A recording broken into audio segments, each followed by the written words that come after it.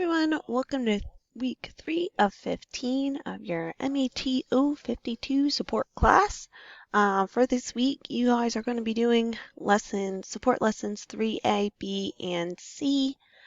Please make sure you guys upload your notes. This will actually be the last upload for the Unit 1, and then you guys will be moving on to Unit 2. You guys are also going to be completing this project plan activity that you can then use to fill out the information in your 152 class. So let me go ahead and switch into student view real quick so you guys can see what that is.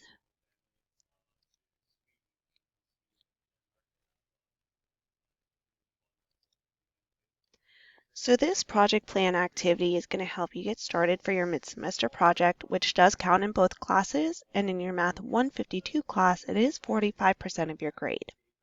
So you have a couple different options to choose from, and these are all the same questions, just laid out slightly different, so that way, depending on your needs or depending on which version you just like better, you'll be able to pick those and then turn that in. So I'm going to just click this first one, and then I'll show you what the second one looks like.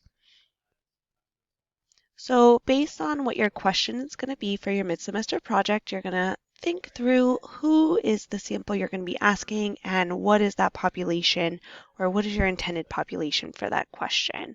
This is also going to just help you get started with how are you going to collect your data and tasks you need to move forward so that way you're successful in your mid-semester project. Again, your mid-semester project can be found in your Math 152 class, and it is a big portion of your grade.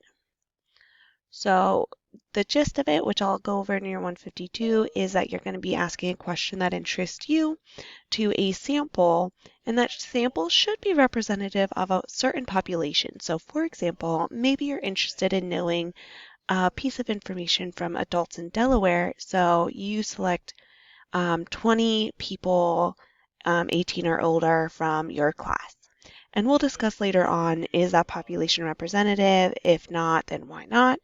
But we just want to get you started on this, and then in your Math 152, the information you fill out here will actually be in that discussion board as well, so these are going to work hand in hand. So if you have any questions, just please make sure to reach out to me either by email or you can call or stop by my office.